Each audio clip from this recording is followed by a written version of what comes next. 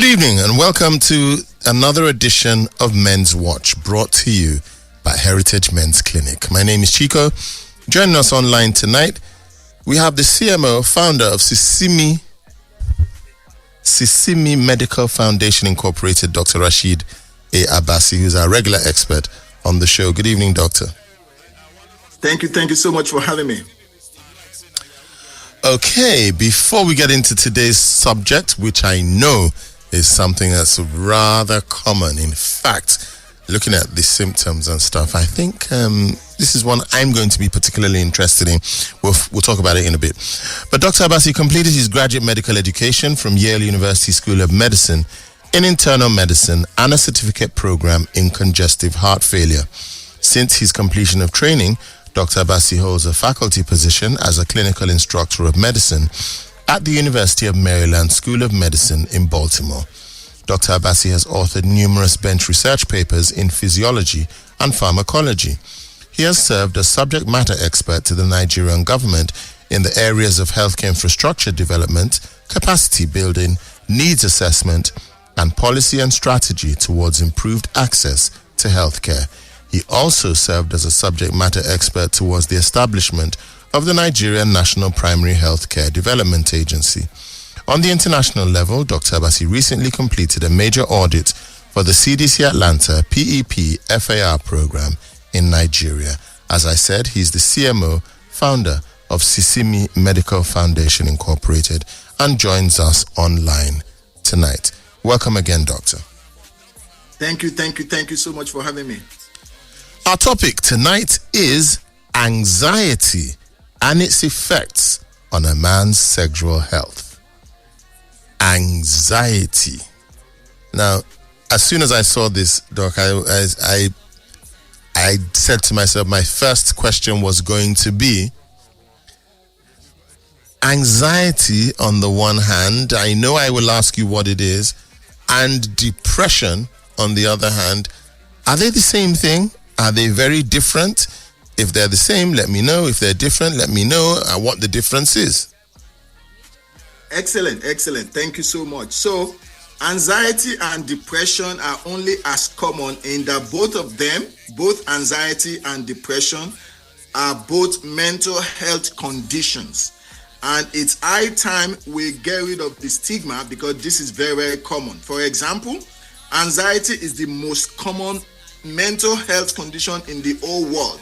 The literature tells us that about 1 out of every 5 men, that's 20% of men, will experience some form of anxiety throughout their life. So, anxiety. Yes. I mean, I'm just trying to get a grip on exactly what it is. Anxiety is not like a panic attack.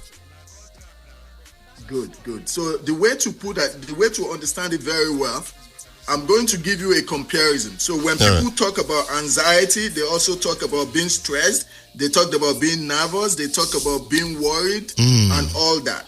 So anxiety, by definition, is when it's beyond just feeling stressed, nervous, or worried.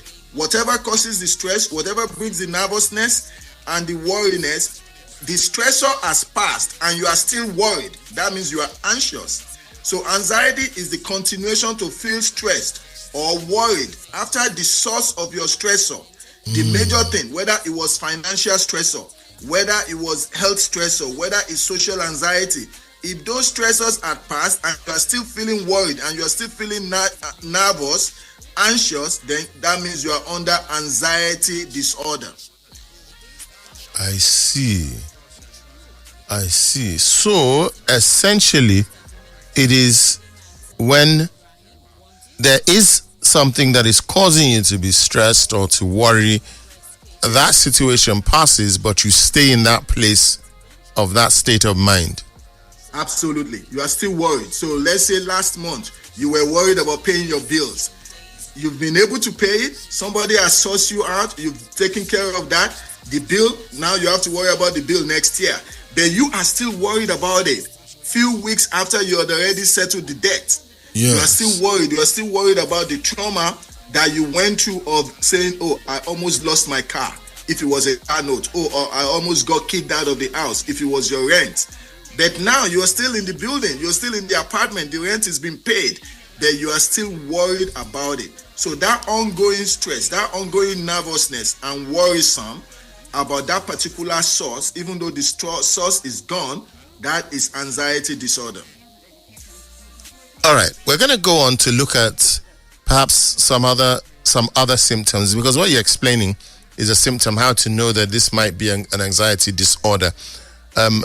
So we'll look at some of the other symptoms and look at the effects that it then has on one. But before we go there, doctor, in doing a bit of prepping for this show, anxiety, and there's a lot to learn from the questions.